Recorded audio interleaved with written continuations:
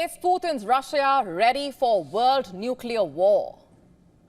A war plan is being spoken about, a war map is being drawn and broadcast on Russian state TV.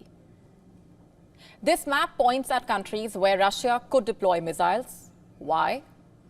To strike the West.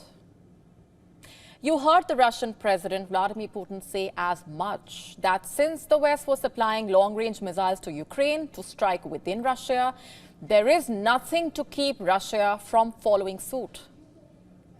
And just taking that thought forward, the Russian state TV has come up with a map.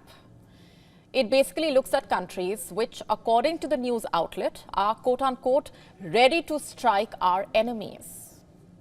Which are these countries? Cuba, of course, is on the list. That also happens to be where Russian warships and a nuclear submarine are sailing to. We told you about this developing story as early as last week. Now, Caracas and Cuba are not the only spots on the Russian state TV's map for possible missile deployment. There's also Yemen and North Korea. Нашей редакции подумали, куда бы могли направиться наши ракеты, в какие дружественные юрисдикции. Слушайте, я думаю, что у Соединенных Штатов Америки в сегодняшнем мире такое количество сторонников, в кавычках, что миллиарды людей были бы счастливы и выстроились бы в очередь за то, чтобы им дали возможность по Соединенным Штатам Америки как-нибудь ударить. Я вот все время, Евгений, думаю, когда мы покажем в передаче здесь карту не куда по нам бьют американские ракеты, а куда наши ракеты могут ударить по Соединенным Штатам на весь мир, что в зоне, например, досягаемости Анкоридж, Гонолулу, Сиэтл, Сан-Франциско, почему бы вот им не продемонстрировать вот такую карту? Знаете, как они будут кричать на весь мир, что русские? Now, like you can see, the last frame there are 8 countries marked on that map. Mexico, Cuba, Venezuela, Nicaragua, Serbia, Iran, Yemen, and North Korea. The Russian state TV saying these are the 8 countries from where Russia could strike the West and Western assets. The state TV missed out Belarus. Russian missiles, remember, are already deployed there. What's more, Belarus has just said that its army is taking part in the second stage of Russian nuclear exercises. The first phase of this drill took place last month in southern Russia. Belarus's defense minister, Lieutenant General Viktor Krenin, in fact, said that the exercises are meant to increase our readiness to use so-called retaliatory weapons, quote-unquote. Adding, I'm quoting further, now more than ever before, we are determined, quote-unquote. Now, coming back to the missile deployment map now, this is what the Russian state TV is calling an asymmetrical response to Western deployment.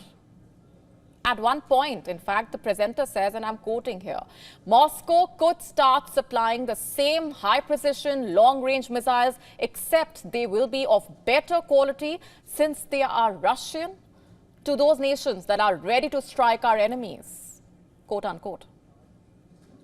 You know, had this not been the state TV, this would not be primetime news. But given the source of this map, one cannot make the mistake of ignoring it. Sure, it is riddled with propaganda, but could there also be some truth to the claims being made? The map highlighted North Korea. Now, we have news coming in that Putin will be visiting Pyongyang in the coming weeks. You see, here is a country that Russia has really stepped up its ties with since the start of the Ukraine war. Last year, North Korean leader Kim Jong-un, remember, visited Russia. Earlier this year, the West accused Russia of using North Korean-supplied short-range ballistic missiles. Russia decided to neither confirm nor deny the claim. Putin last visited North Korea in the year 2000. This was in the first year of his presidency. Will missile deployment really be on the agenda of his upcoming visit? Apart from the missile deployment, there is another option the Russian state TV claims Russia could consider. This is the nuclear option. Would Putin consider it? Speaking at the St. Petersburg International Economic Forum, Putin said even the combined nuclear arsenals of Europe and the United States would not be able to match Russia's should there be a confrontation. Putin added that a nuclear scenario is unlikely because Russia, he said, is in a position of supremacy in the Ukraine war. But he also said, and I'm quoting, the use is possible in an exceptional case in the event of a threat to the sovereignty and territorial integrity of the country. Remember, in 1993, Russia abandoned the Soviet pledge of no first use of nuclear weapons. And on this show, we have time and again spoken about Russia's threshold for using nuclear weapons. So I will not get into it again. Instead, we focus on what's happening on the ground. And we see if there are chances, the escalation will reach a point where this map may just come to life. Ukrainian forces claim they have struck a new generation Russian Sukhoi Su-57 fighter jet.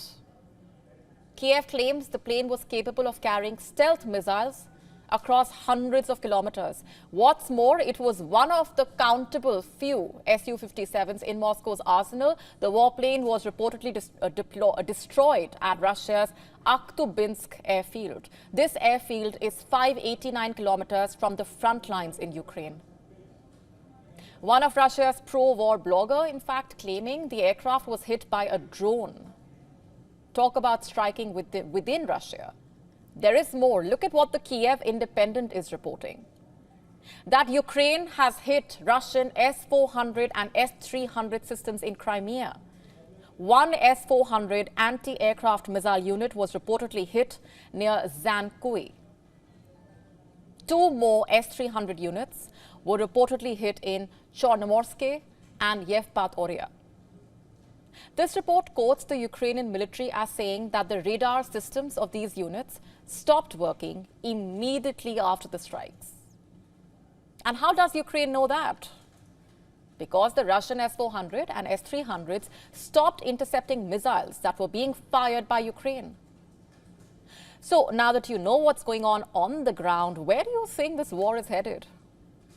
Towards peace or a world nuclear war?